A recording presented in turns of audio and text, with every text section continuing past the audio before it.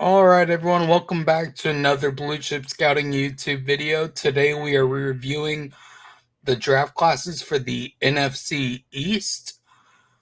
Mike's favorite team is in this division. My favorite team is in this division, so worked out that we could do this video.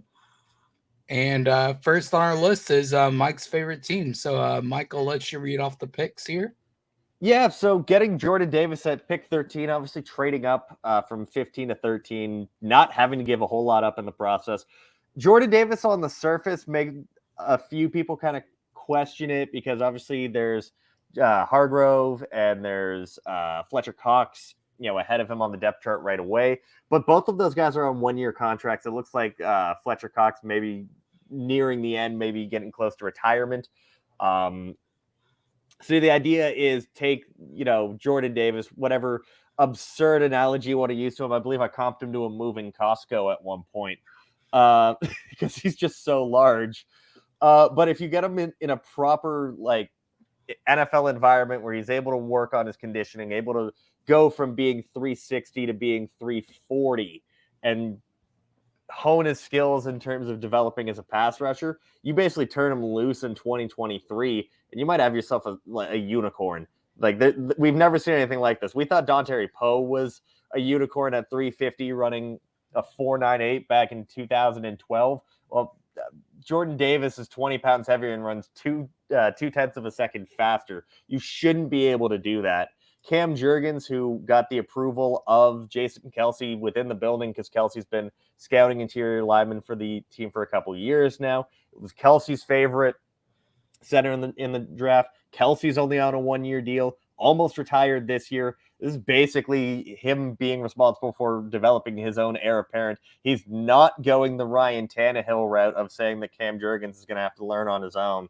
Nakobe Dean falling to the third round due to injury is music to my ears, because if there's one thing this team has needed for about a decade and a half, it's a linebacker. And sure, it still shows that Howie Roseman doesn't value the linebacker position, that he waited until round 3 to get it, and it was only a player available due to injury. But you give Nakobe Dean, who's incredibly smart off the field, a chance to rest up, heal, get back to 100%, get the surgeries he declined while he was at Georgia, and then come full, guns blazing in 2023. Again, another draft pick for 2023. Kyrie Johnson was one of my favorite sleeper pass rushers in the entire class. I had him comp to Obadiah Okoronkwo, the former Oklahoma edge rusher that moved to being an off-ball linebacker with the Rams. Same type of thing. He's 6'1", 215. He's going to be an off-ball linebacker. This is Howie Roseman's replacement for either one of Sean Bradley or Davion Taylor, who we wasted 2 picks on in 2020. And then Grant Calcaterra, I just think is a hilarious pick because he had to medically retire due to Jalen Hurts throwing him way too many medicine balls over the field in practice. So I would love to be a fly on the wall when those two reunite. I gave this pick, if I remember correctly, as I open up my draft grades, I gave it an A+. You can find my write-up on this in more detail on bluechipscouting.com, but I love this draft class. Call me a homer all you want. I don't care. Yeah, Jordan Davis, I wasn't as high on as others, and that's because he's elite at stuffing the run, but he has an incredibly long ways to go when he's rushing the passer still. Cam Jurgens, I had a 3 on, but I don't hate if Jason Kelce scouted him and just picking him as his heir replacement.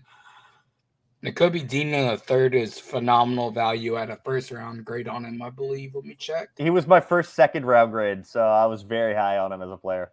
He had a low 1 for me, so I liked him a lot. Getting him in round 3 is phenomenal value. I didn't get to watch Kyrie Johnson or Grant Calcaterra in depth, but I've seen Grant Calcaterra quite a bit as he went to Oklahoma and then SMU and was forced to medically retire, as you said. A 6-round flyer on him, that's an A+ pick in my book. Great receiver, great red zone threat. If he can stay healthy, he's going to be on team a long time. I'm not sure I love this class as much as you, but I don't hate it enough to give it worse than a B+. See, my thing is, and again, it all comes down to how you value Jordan Davis. And if you think that if you go with the same mindset that people use with Travon Walker of he's already got like the ridiculous athleticism, and that can be used to turn him into more of a pass rusher. And again, assuming that having Fletcher Cox and Javon Hargrave and all those guys in the building teaching him how to be a pass rusher, which he wasn't asked to do at Georgia, you already have a really good floor. It's just about maximizing the potential. And then Kyrie Johnson, like I said, he's a round 6 player, but if his floor is Obanaya Okoronkwo, that's a baseline starter. His ceiling could be Foye Oluokun, who just got $15 million a year from the Jags. Yeah, I think Jordan Davis wants the perfect landing spot. I mean, if it wasn't Baltimore, it had to be Philly. Yeah, you mentioned the people he has to learn behind, and that's going to be huge for his development as a pass rusher because he really needs that. Mm-hmm. So, I mean, this easily has potential to work its way up to an A, but right now with where Jordan Davis is at, I mean, he's a starter. Cam Jurgens is a starter. Most of his class is drafted for next year. Yeah, which is weird because this is a team that still thinks very much that they're a contender. So you don't see a lot of moves like this. You want players that can contribute right away. But also, if you include the A.J. Brown trade into this, it becomes really good. I was going to say, we'd be remiss if we didn't mention that A.J. Brown trade because that was the funny part was Hollywood Brown was traded. Everyone's like, oh, that's a very interesting trade. And then 5 minutes later, like, oh, that's the Brown that you actually want to trade a first-round pick for. Hey, I thought Arizona just traded the wrong guy. I would take AJ over him. I think most people would. All right, let's move on to the next team. So including the AJ Brown trade, I'd probably give this a B plus in total. Yeah. Potential to move up to an AA minus if Jordan Davis develops. And assuming Jurgens develops and Kobe Dean comes back healthy. You know what the thing is those top two with Davis and Jurgens are just such special athletes as well. Yeah. And Jurgens got comped by Connor Rogers to a hybrid of Jason Kelsey and Ryan Khalil. That's pretty good company. Yeah, I'd say so. All right, the next class is the New York Giants. They are headlined with 2 top 10 picks in Kayvon Thibodeau, Evan Neal, Wan'Dale Robinson in round 2, Josh Ezeudu in round 3, followed by Cordell Flott. In round 4, Daniel Bellinger and Dane Belton. In round 5, Micah McFadden, DJ Davidson, and Marcus McKeithen. And then Darren Beavers to round it all up. So we all sat here after night 1 of the NFL draft and we're like, yeah, the Giants are just owning it. They're lapping people at this point. They got Thibodeau. Sure that everyone thought that they were going to get 1 trade out. Turns out no one wanted to trade up to 7. Fine, we'll just take Evan Neal, stick him at right tackle. And now we've got Andrew Thomas and Evan Neal. And then all of the air was let out of the balloon very shortly after in round 2. Because listen, Devin Jackson and myself have been very big on Wan'Dale Robinson ever since he was a freshman Nebraska when we were covering the Big Ten. This was a reach at 43 with George Pickens still on the board. This makes me wonder just how much that regime hates Kadarius Toney and Sterling Shepard, because there were such better receivers available, and they're like, nope, we got to go Wan'Dale Robinson, and I just can't. And I watched a bit of Ezeudu, and I thought he was okay. I didn't finish his work, but I thought he was okay. Cordell Flott was a massive reach. He did nothing when I was watching LSU's defense to stand out in any way to the point where I felt I even needed to do an evaluation on him. So getting him in round 3 at 81, bit of a reach there. Daniel Bellinger was a player I thought was a 7th round pick. Dane Belton, I didn't finish. Micah McFadden's an unathletic linebacker. DJ Davidson didn't get to. And then getting this McKeithen kid from North Carolina. I don't know what North Carolina film the Giants were watching, but Sam Howell was running for his life the entire season. And they went, let's get 2 of the guys responsible for that. Not just 1, Got to double down, get a second one.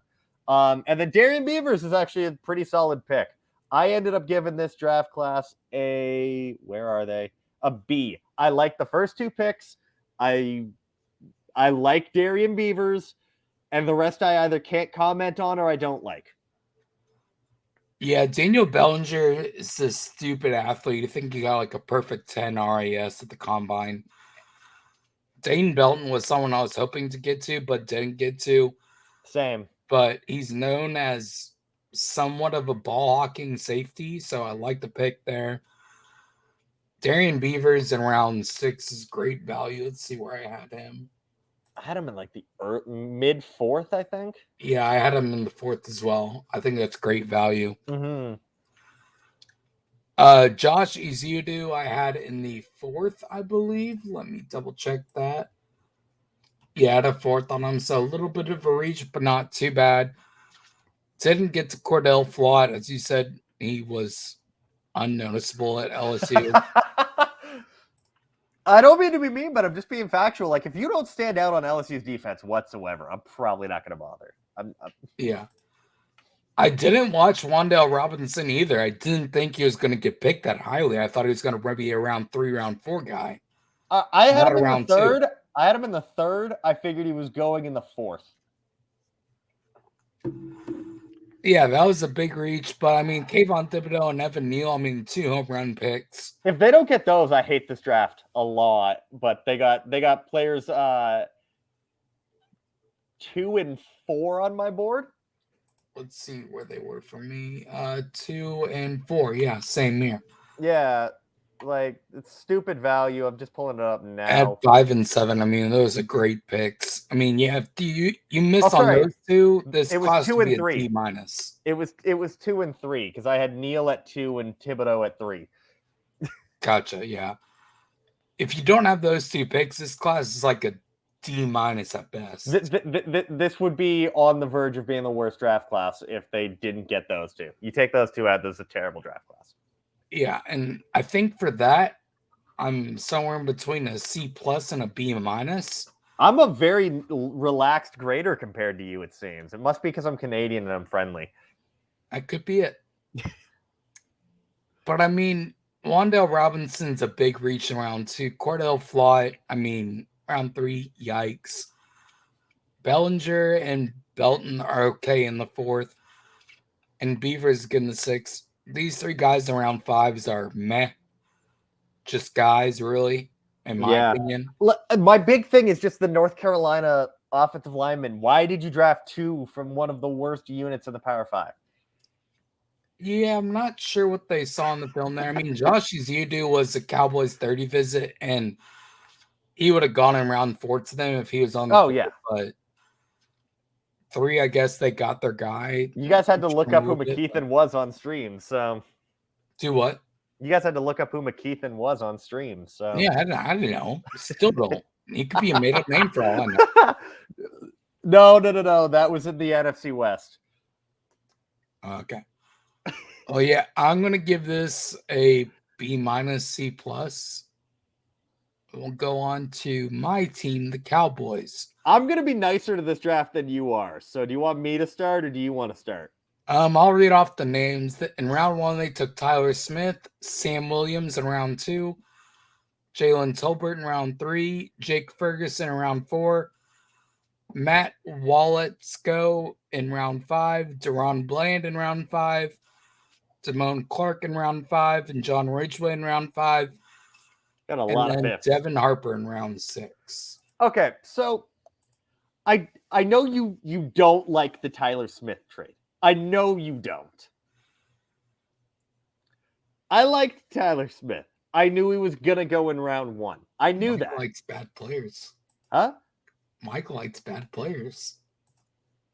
If that were the case, we wouldn't be having this conversation about that New Orleans linebacker. But moving on, like Tyler Smith, the big thing is you can see the fact that there was room to grow. My big thing was if you looked at him at 21 years old, and then you looked at Bernard Raymond, similar talent level, but 4 years older than him, I'm obviously going to choose the guy that's 21 over 25.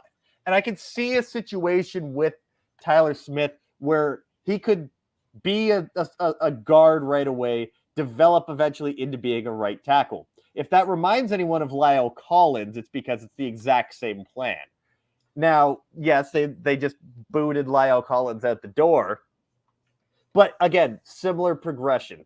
I know you don't like it. I know that there is the chance that he doesn't reach his potential. I understand all of that. I don't hate the pick.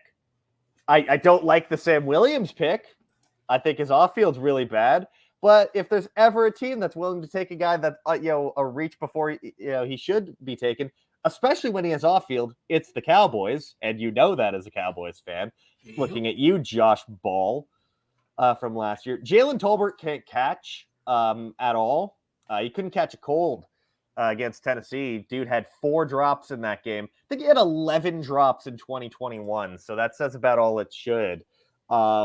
Which for a team that needs wide receiver help, wouldn't you want a guy that can catch the football? I understand he's highly productive, and he did have no help in terms of people throwing him the ball, but you can either catch football or you can't, and he can't. Jake Ferguson, I think that this is a great pick. This is your Dalton Schultz replacement down the line. Will Let's is a good athlete at 6'8". Deron Bland, I don't know anything about. Damone Clark's a bit scary because I have people that work in healthcare in my family, and when I told them that he was getting spinal fusion surgery, my mom, who's a nurse, went, so he'll probably never play. John Ridgeway, by the way, greatest nickname in the draft with the Vanilla Gorilla, and he's a great player. Yeah, they just beef jerky.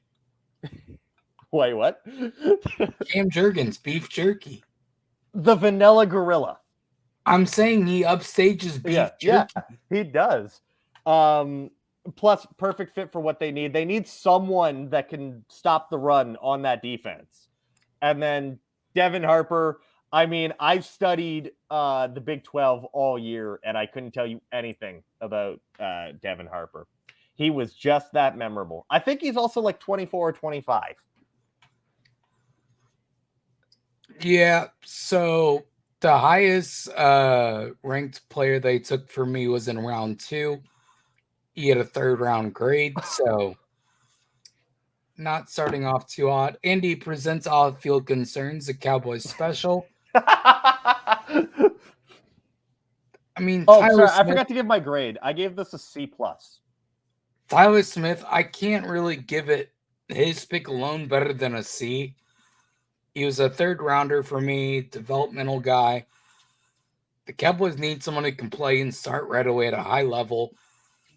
And they pass on the best center in the draft. I mean, and they need a center. I know. You're telling me. See, do you realize? See, Tyler, I hate to be mean, but this is how I felt in 2020. Yeah, well. Which means that in the next 2 years are going to be golden drafts for you like they've been for the Eagles. So, nice shit, they better be. In round 2, they took my highest graded player in this class who has off-the-field concerns. I'm not sure what they all are. Think they involve domestic violence, but I'm not going to speak on that. Yeah, they are. In round 3, they took a receiver at a 4th round grade on who, as Mike said, struggles to catch a ball. In round 4, they took Jake Ferguson, which is good value. I had him in the 4th. I believe. Let me double check here. Yes, I did. Matt Walletsko, I did not get to. Deron Bland, I had a 5th on, so not bad value there. Damone Clark, I really liked. I don't take into medical account my grading because I'm not a doctor. So I had a low 2 on him. If he can get healthy, I liked him. I liked his film. I had a 3rd on him on the film. Yeah, if he can get healthy and make an impact, he'll make this team for sure. John Ridgeway, I don't know if I got to. Let me double check. Actually, I think I did. Yep, I had him in the 5th. Good value, good run stuffer, as Mike said. Something his defense has long missed. And Devin Harper, I know I watched an Oklahoma State linebacker. I don't think It wasn't him. It was probably Malcolm Rodriguez you watched. That was him. He was the Cowboys visitor. I watched him. So I don't You know could have anything just about drafted Devin Harper. As Mike Rodriguez. said, he's probably unrememberable. So I'm between a C and a C plus for this class. I mean, it's like the Eagles, you're drafting for the future down the line, hopefully next year.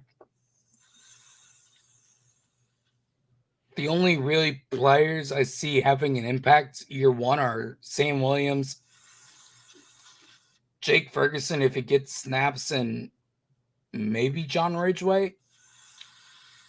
Maybe Jalen Tolbert, he's forced to start based on draft capital. I don't know, but have fun if that's the case. You're gonna want to throw stuff by the end of the third game you watch of him. Yeah, watched him. Wasn't all that impressed. Gave him a 4th, but yeah, he was my last 4th round grade. So he graded out lower than Tyquan Thornton. Oh wow, that's bad. But yeah, I'm between a C and a C plus for this class. I mean, hopeful for the future, but not really many immediate impact players. All right, let's get to the last team and talk about the Washington Commanders. I didn't like this draft. I'll let you read it off. We got Devin's brand boy at top. The greatest receiver in the history of the universe, according to Devin Jackson, Jahan Dotson goes 16th. Phidarian Mathis, who is actually a Devin Brand guy, goes at 47. Brian Robinson from Alabama. They just keep hoarding Alabama guys. He goes 98th. Percy Butler, the defensive back from Louisiana Lafayette, goes in the 4th. Sam Howell falls to them in the 5th round. Cole Turner goes in the 5th. Chris Paul, the guard from Tulsa, goes in the 7th. And Christian Holmes, who's started at Missouri and finished at Oklahoma State, is their last pick at 240. So I want to get this right out of the way. I hate the way they managed their draft capital. You had the 11th overall pick, and sure, you may have wanted Garrett Wilson, but when Garrett Wilson's not there, or Drake London's not there, are you telling me that you had Jahan Dotson higher on your board than Chris Olave? Because even I, noted person who was much lower on Olave than anyone else in the draft Twitter community, still thought that was bad because Jahan Dotson is not worth the 16th overall pick in any draft, let alone this draft at receiver. Jahan Dotson wouldn't be a top 5 receiver in any draft. So I don't like that pick. I don't like the asset management of it. You knew that Jamison Williams was going to be traded up for when you traded back. This was just poor asset management. Phidarian Mathis was not going to go in round 2, so I don't know why you needed to take him at 47. He's 24 years old. He had 1 year of pass rush production. Other than that, he's a run stopper. Great. He's replacing another former Alabama dude in Deron Payne, who's due an extension at the end of the year. They're probably not going to do that. Fine. Brian Robinson had 1 year of production at Alabama, is 24 years old and plays running back. So by the end of his first contract, he's going to be 4 years older than most running backs in that situation. Not a big fan of that. Percy Butler was a reach of about 3 rounds. Sam Howell is their first good pick at 144. I think he might have a chance to start because, well, Carson Wentz does like to get injured a lot. We both know that, you from watching him from afar, me from watching him every week. Cole Turner I had in the 4th round. I don't mind that pick. I like Chris Paul in the 7th. Christian Holmes is like 24 or 25 years old playing corner. So in short, I think you can tell, not a big fan of this draft class. I gave it a C-. Yeah, we're a little bit different on our view of the first 2 picks. I like Dotson. I think he's a good playmaker, great speed, can take top off defense, extends his hands away from his frame, can come down contested catches. I don't like the value of it at all. And that's a big knock. If you take a guy I have a mid-second on in the mid-first, I have a problem. I had a first rounder on him. I don't love him at 16, but value-wise, it's not terrible to me. Where did I have him? I had him at 43. Let's see where he was on my board. And I had like tons of receivers ahead of him. I think he was like wide receiver 8 for me. He was 22 for me, and he was wide receiver 4. Yeah, I had a lot of the guys that were taken after him ahead of him. So you and Devin are just noted Penn State short guy haters. Evidently, but you know what, Professor Clumpty Dumpty or whatever his name is, he can kiss my ass. But Darian Mathis, I had a 2 on, but I did as well, but like the age is actually, I had a concerning in third on him. production. I had a third on him. My bad. Brian Robinson, I had in the 5th. Did not like that pick, and as you said, No. 24 years old. The most useful shelf life of running back's career is practically behind him. I didn't watch Percy Butler because, to quote you, he's bad. Like, he was fine. I liked him over the summer, and then he just didn't really progress this year. And I'm like, all right, so if I give you like a 4 or 5 in the summer, I'm kind of hoping that, like, in order for you to be a 4 or 5, you still show some improvement. And if you regress, you just become like, if you regress or stay stagnant as a summer 4th round pick, you're probably a 6th or a 7th by the time the draft comes around. Yeah, and Sam Howell, I had a 3rd on, and Cole Turner I had a 5 on. Did not watch the point guard for the Phoenix Suns or the cornerback. I think I had a 5th on him. Chris Paul? Yeah, Chris Paul. I didn't watch Christian Holmes. I still thought he was at Missouri until about 2 weeks before the draft. So this was Chris like a Paul depth should guy. stick to basketball if he's been drafted in around 7. Paycheck's better. Paycheck's much better. What would you give this draft class before we get on out of here?